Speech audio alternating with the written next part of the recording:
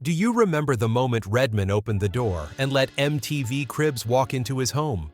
While the rest of the world was showing off supercars and infinity pools, Redman showed us a cramped two-bedroom apartment in Staten Island.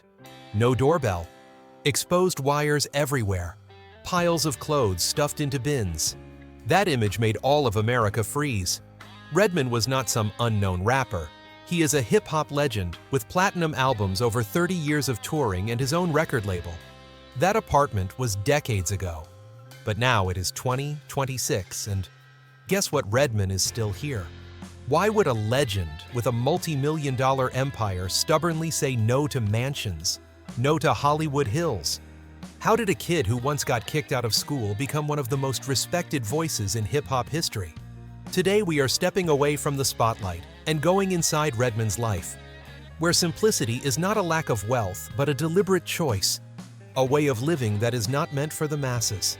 In 2026, the net worth of Funk Doc sits firmly at $10 million. But the way he runs this empire is what truly feels like a slap in the face to people obsessed with showing off. To Redman, money is a tool for control, not a trophy to be displayed. A tool for creative freedom. A tool to never bow to anyone. And most importantly, a tool to keep full control over his own life. To understand why Redman is rich, but never flashy, powerful, but never loud, and why he still firmly says no to lavish mansions, we have to rewind more than half a century back to where Redman's life philosophy was formed very early on, even before music came along to save him. Redman was born Reggie Noble on April 17, 1970, in Newark, New Jersey, a city that showed no mercy to the kids who grew up inside it. Newark in the 1970s was not a place for dreams. It was a place where you learned to observe, fast react quickly, and grow up early if you did not want to be left behind. His mother, Darlene Noble, was a tough, disciplined woman who did not raise her children on empty promises. His father, Eddie Noble, was present in a quieter way.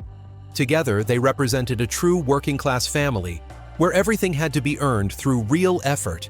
But music was already part of the household from very early on. Reggie's sister, Rosalind Noble, known by her stage name Roz Noble, was a legitimate rapper. Not only that, his cousin Raheem Brown, also known in the underground scene as Tame One, pursued rap as well. In the Noble family, hip-hop was not one person's hobby. It was shared DNA. Reggie attended 13th Avenue School, then Speedway Avenue, and later Westside High School. These were classrooms where textbooks tried to impose order on kids who were already used to the rhythm of the streets. At an age when many kids were still struggling through high school, Reggie entered Montclair State University at just 16 years old. On paper, it looked like a step forward. In reality, it was a clear sign that something was out of sync. College gave him no direction. His grades dropped fast, no motivation, no connection, no sense of belonging. And after just one academic year, Reggie was expelled. He returned home carrying the first real failure of his life. When his mother, Darlene Noble, discovered that her son was involved in selling cocaine, she did not hesitate. No shouting, no sympathy. She kicked him out of the house. Reggie had no money, no place to sleep, no backup plan, no light at the end of the tunnel. Just a kid who had not finished growing up, thrown straight into real life where every mistake has a price and no one promises you will survive. At that moment, Reggie Noble was not Redman. He had no fame, no record deal. Just one choice left: either collapse completely or carve out a different path on his own. And it was this free fall, expelled from school, kicked out of his home, stripped of every safety net, that forced Reggie to face the rawest truth. If he wanted to survive, he had to rewrite his life from zero. Reggie chose music not as a romantic dream, but as the only escape he had left. Rebirth DJ Cut Killa and the streets of hip-hop. In the late 1980s, Newark and New Jersey were the heart of East Coast underground hip-hop. But it was not a paradise. It was a place where the weak disappeared fast. Reggie chose the name DJ Cut Killa, perfectly in line with the street mentality of that era. Sharp, aggressive, no frills. During this period, Cut Killa had no studio, no manager, and no money to rent proper equipment. He played wherever he could.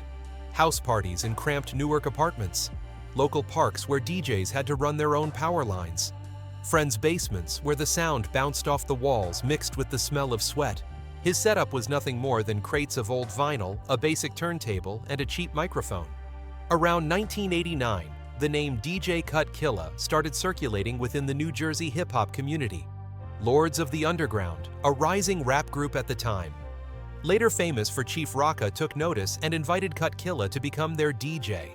This was the first time Reggie stepped into hip-hop as an actual profession, even if it was at the lowest level. He traveled with the group, set up equipment, kept the rhythm tight, and quietly studied how the stage worked. During this phase, Reggie learned how a rap group survives how crowds react. But the real turning point came with a fateful encounter. In 1990, at an underground show in the New York, New Jersey area, Reggie caught the attention of Eric Sermon, rapper-producer, and one half of EPMD, the legendary East Coast hip-hop group that was at its peak at the time. Eric Sermon did not see a DJ. He saw an unpolished MC with powerful instincts. After several conversations and freestyle sessions, Eric invited Reggie to live at his home in Long Island. This was not a favor. It was military-style training. Reggie entered a Long Island boot camp. Every day was spent sharpening flow, punchlines, and delivery. Sleeping in was not an option. The life-changing moment. Around 1991, during an EPMD show in New York City, Eric Sermon unexpectedly handed the microphone to Reggie on stage with no warning. Reggie freestyle rapped a verse using the entire alphabet from A to Z, a rare technique at the time. The crowd froze for a few seconds, then completely exploded. Word of that moment spread quickly through industry circles. Eric Sermon introduced Reggie to Def Jam Recordings, the most powerful hip-hop label of that era. Not long after Reggie Noble signed with Def Jam, DJ Cut Killa was officially retired. Redman was born. The solo career, the first explosion. In 1992, Redman officially released his debut solo album, What the Album, under Def Jam. Recordings, a powerful label known for its zero tolerance toward artists without identity. This album was not made to please the market. No catchy hooks, no radio-friendly polish. Instead, listeners got a raw Redman blunt aggressive with constantly shifting flows. Critics immediately took notice. The result was a gold certification and a spot on the Billboard 200 Rare for such a gritty debut. Redman was named Rap Artist of the Year by The Source, the most influential hip-hop magazine of that time. This was not luck. It was a clear signal that a new rap voice had arrived, and it sounded like no one else. 2 years later, in 1994, Redman released There Is a Dark Side, a darker album, heavier and far less friendly to the masses. If the debut was an introduction, this album was a statement: I am not changing to be liked. It reached the top 15 of the Billboard 200 and topped the top R&B and hip-hop albums chart. Many called it difficult to listen to, but hip-hop heads understood exactly what was happening. Redman was carving his own path, refusing to chase the G-funk or pop rap trends of the time. The artistic peak came in 1996 with the release of Muddy Waters, an album widely considered a classic in Redman's career and in East Coast hip-hop history. It was not an easy listen, but critics and hardcore fans praised it highly. To this day, it frequently appears on lists of the best hip-hop albums of the 1990s. Muddy Waters proved that Redman was not just loud, he had real artistic depth. In 1998, Redman released Doc's Da Name 2000, and this was when everything truly went mainstream. The album went platinum, reaching a wide audience without losing his core identity. This was the moment Redman crossed the line from a respected MC to a true star of American hip-hop. Method Man and Redman, the most chaotic duo in hip-hop. In the late 1990s, Redman teamed up with Method Man, a partnership that looked chaotic on paper, but turned out to be a perfect match. Two opposite personalities created explosive chemistry. Their album Blackout, released in 1999, cracked the top 5 of the Billboard 200, went platinum, and became one of the most iconic rap duo albums of all time. Blackout 2, released in 2009, reached the top 10 on Billboard, proving the duo's staying power more than a decade later. Method Man and Redman helped define the modern rap duo blueprint: playful high quality and perfectly in sync. Film stepping beyond music. In 2001, Redman and Method Man officially crossed into a new lane with the release of the film How High. At first, it was seen as just another rapper-driven comedy made on a modest budget and largely ignored by critics. What followed exceeded every expectation. How High grossed over $30 million worldwide, while its production budget was only around $12 million. For a hip-hop comedy without A-list Hollywood stars, this was a clear commercial win. The film quickly became a cult classic. But the revenue did not stop at the box office. The How High soundtrack shot straight into the top 5 of the Billboard 200, selling hundreds of thousands of copies and earning gold certification. It was not just background music, but a profitable standalone product through album sales, radio royalties, licensing for television, and later streaming. As How High continued to circulate on DVD, cable television, and streaming platforms in the years that followed, it generated long-term revenue. This marked the turning point that transformed Redman and Method Man from rappers into multi-platform entertainers, opening the door to Hollywood on their own terms, without losing their hip-hop identity. After the success of How High, Redman did not stay away from television. In 2004, he and Method Man starred in the sitcom Method and Red on Fox.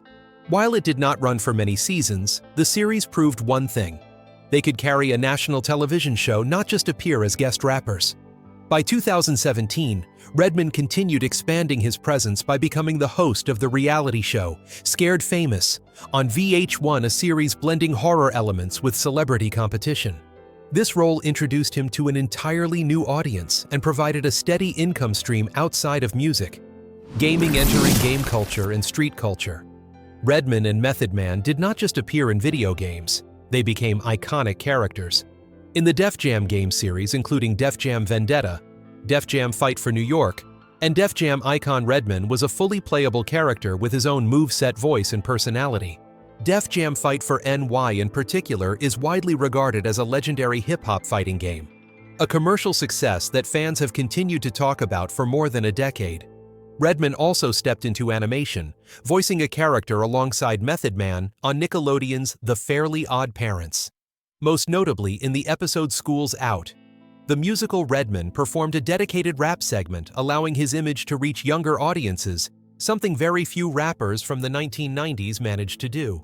It was a smart move, expanding his audience without breaking his core identity. Fashion streetwear, without going mainstream. In 2015, Redman partnered with streetwear brand Mighty Healthy to release a 420-themed collection. It did not chase high fashion or mass production. Instead, it targeted the underground community and longtime hip-hop fans. The revenue was not flashy, but it hit the right audience and stayed true to the spirit of street culture. No compromise, no polishing.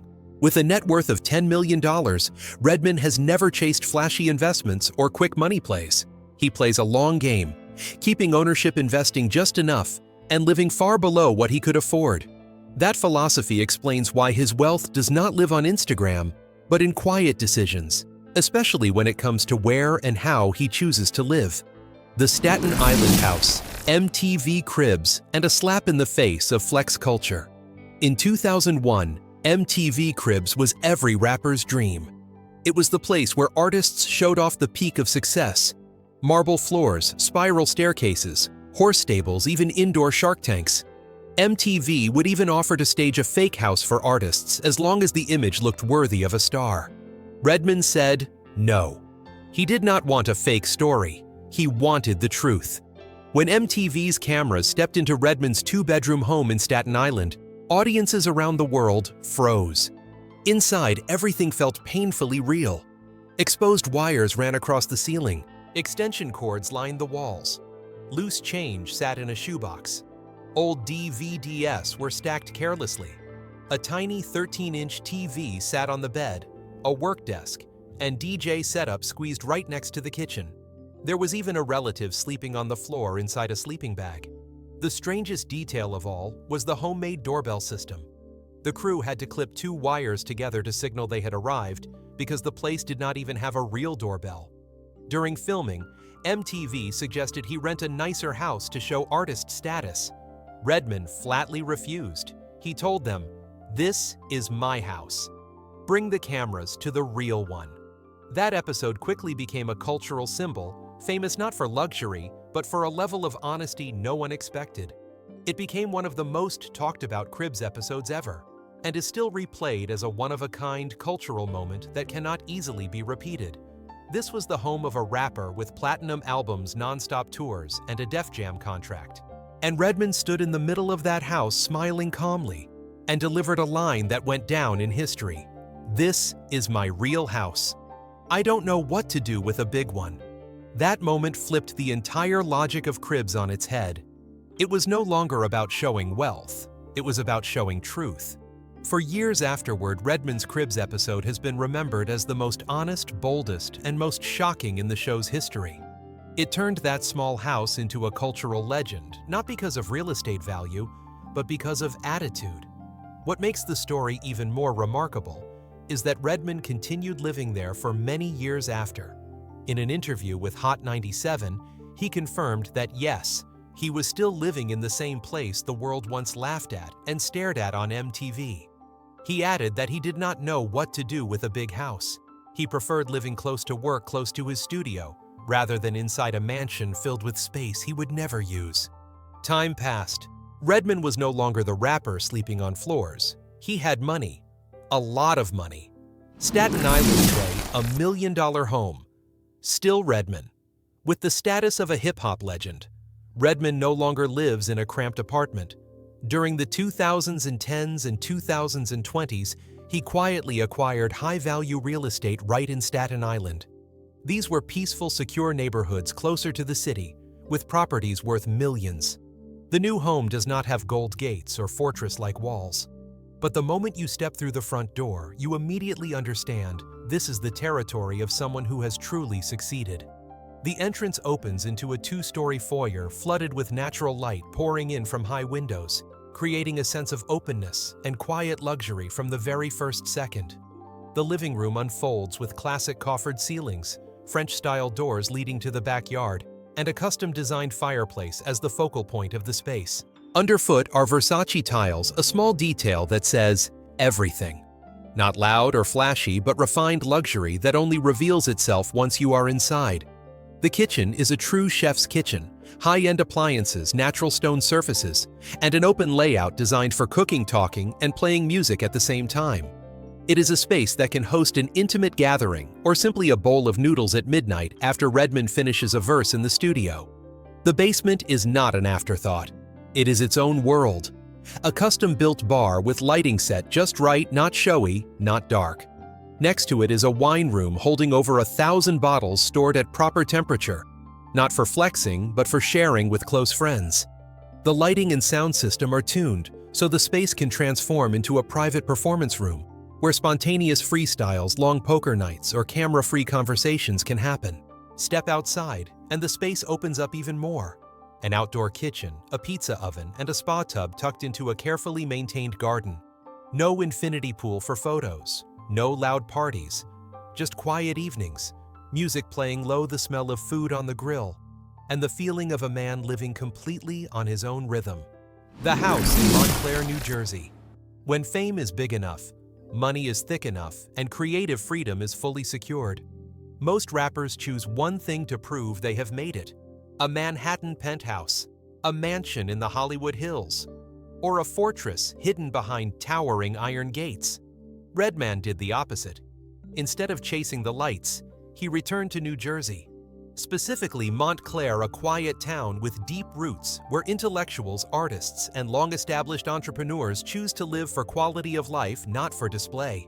Redman Noble's home sits on a plot of land measuring roughly 2 to 2.2 acres, close to 9,000 square meters, a rare figure for an area less than an hour from New York City. Based on Montclair market values between 2020 and 2025, the property is estimated at around $3 to $3.5 million. Enough to signal status, but without the loud energy of new money. From the outside, a long winding driveway shaded by decades-old trees leads to a home built in a refined colonial-style classic, balanced and carefully maintained. It feels like an old American architectural dream, where durability and depth matter more than temporary flash. But once you step inside, everything shifts. Light floods the space through oversized windows, reflecting off ceilings that rise nearly 6 to 7 meters high. The main living room is expansive, with a curved vaulted ceiling reminiscent of a small chapel. formal yet warm at the same time. The house offers approximately 6,000 to 6,500 square feet of living space, around 560 to 600 square meters, spread across 3 main floors, plus a fully finished basement. There are 6 bedrooms each, with its own private bathroom offering complete privacy for family and close guests. But the true heart of the home is the kitchen. It is a space built with intention. Custom cabinetry, a large natural stone island, and high-end stainless steel appliances. Luxurious, but never loud. Nearby are the formal dining room and living areas. Spaces where Method Man could drop by unannounced, where old friends from Newark can sit down together with no distance and no pretense. The primary bedroom is its own private world. 2 large walk-in closets, a personal fireplace, and a spa-like bathroom with a soaking tub rainfall shower, dual sinks, and a separate toilet area. This is the sanctuary of a man who once had no home, who once slept on other people's floors, and who has now found real peace without needing to prove anything to anyone. The basement, which in many mansions exists only for show, becomes Redman's domain. A home gym, a game room, a music jam space, with a small stage and even a guest suite with its own private entrance. The cost of finishing the basement alone could reach $300,000 to $500,000. But its real value is not financial. It lies in the fact that this house was designed to be shared with loved ones, not shown off to strangers. Outside, 2 covered porches open onto bluestone patios, and a garden maintained by an automatic irrigation system. No infinity pool, no flashy tennis court, just space for children to run for barbecues, for laughter to exist inside a rare sense of calm. Ironically, the man who once refused MTV's staged mansions now owns a property many rappers only dream of. Yet this home still feels unmistakably Redman. No flexing, no cold emptiness. Luxurious, but alive. This is not the house of a rapper trying to shock people. This is the home of a man who has conquered himself.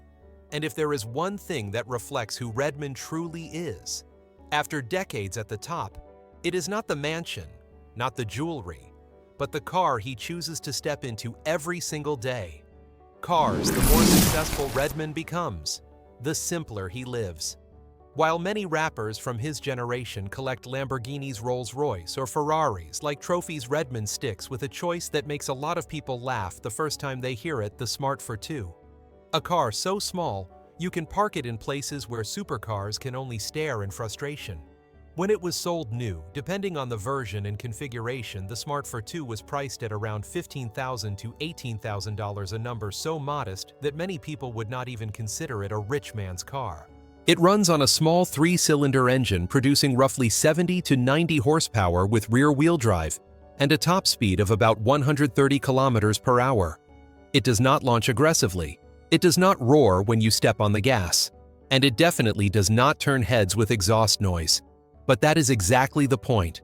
The Smart for Two is extremely fuel efficient, built for everyday movement, fast enough to flow with traffic, small enough to squeeze into parking spots where supercars have no chance. This is not a car meant to prove anything. It is a car meant to get from point A to point B in peace. That car reflects a man who once lived with nothing, slept on floors, and had nothing to show off. And when he finally had everything he chose to make his life smaller, the more successful Redman became, the more he stripped life down. The more money he made, the more unnecessary things he removed. That is why in a world where rappers use cars to tell success stories, Redman lets a tiny car tell a very different one. Charity and community giving without cameras. In a world where charity often comes with press releases, Redman chose a different path, doing it quietly. No stage, no microphone, no image polishing campaigns. For him, giving back is not a performance. It is a natural response from someone who has lived through real lack. For many years, Redman and Method Man have quietly taken part in food distribution efforts, supporting meals for struggling families, especially during holiday seasons in Staten Island and New Jersey. They work directly with local barbershops, neighborhood stores, and religious organizations, using existing community networks to get food to the people who actually need it. No big banners, no staging, just vans loaded with food handshakes and short conversations between people who understand each other. One notable approach is their neighborhood-driven food programs, where the artist does not stand above handing out supplies, but stands in line, talks, checks in, and remembers what it felt like to be in that same position. For Redman, this is not about giving. It is about returning. That mindset is most clearly reflected in his support for 211 Community Impact, a nonprofit organization focused on community education, public policy awareness, and creating platforms where people, especially young people in underserved areas, can have a voice in decisions that directly affect their lives. Newark, the city where Redman was born and raised, has always been at the center of these efforts. Instead of flashy donations, Redman prioritizes sustainable programs, education support, access to information, and opportunities for communities to stand on their own, rather than depend on handouts. He understands that a meal can stop hunger today, but knowledge and a voice are what prevent people from being left behind tomorrow. Redman's philosophy on charity is extremely consistent. He does not do it for media. He does not do it to be called a good person. He does it because of his own memories. The memories of a kid who once had nothing, who was kicked out of his home, who had to survive on his own in a city that does not offer many second chances. He knows what it feels like to be forgotten, and he refuses to become someone who forgets where he came from. Redman does not see giving back as a moral obligation or a celebrity responsibility. To him, it is simply a way of staying loyal to his past.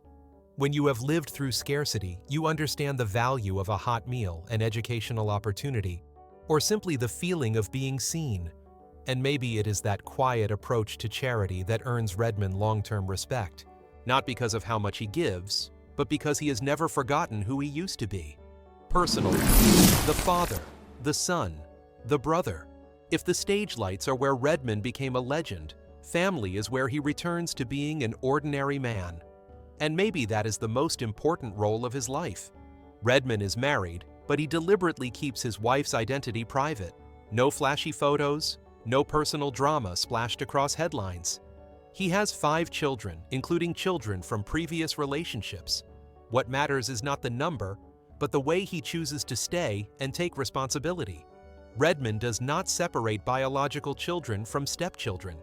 To him, once they are his, they deserve the same love and protection. As a father, Redman is extremely consistent. He smokes, but he never smokes in front of his children. No denial, no pretending. Instead of blind prohibition, he chooses honest education. He explains the risks of smoking and the consequences of certain choices. If his children grow up and make their own decisions, he respects that. But he believes a parent's duty is to give children enough information so they do not walk through life blindly. That same mindset shows in how Redman talks about LGBTQ topics. He does not avoid the subject. He does not push responsibility onto television or social media. Redman believes parents should be the ones having these conversations with their kids. He takes an open approach without prejudice, without fear-based messaging. For him, labels matter less than teaching children to respect people, no matter who they are. In a world where many celebrities use family as part of their public image, Redman chooses the opposite. He protects his family from the spotlight, not out of shame, but because he understands the cost of attention. The real Redman, rich but unchanged. At an age when many artists fight to stay relevant, Redman intentionally steps back from the spotlight. He does not live for image. He does not need constant appearances to prove he is still hot. He prefers small spaces, simple routines, and mornings without packed schedules. Redman's life is not about impressing the world. It is about not losing himself. He makes music when inspiration is real. He shows up when it feels necessary. And he disappears when he needs quiet. In an industry that constantly demands artists sell pieces of themselves to survive, Redman survives by refusing to sell. He keeps his truth even when it does not fit trends. Maybe that is why he is not just liked, but respected. Redman chose to live his own way. What about you? If this story made you rethink money, success, and real value, share your thoughts in the comments. Like the video, subscribe to the channel, and turn on notifications. Because behind every hip-hop legend, there are still stories waiting to be told. Stories like this, they leave a mark. If you want to keep digging into the truth and honor the legends, make sure you hit that subscribe button. You are now locked in with the Black Vault. What's your take on this? Let me know in the comments. Today's content may reference public figures, businesses, or social events. However, all mentions are intended for exploratory purposes only and are not meant as accusations or judgments.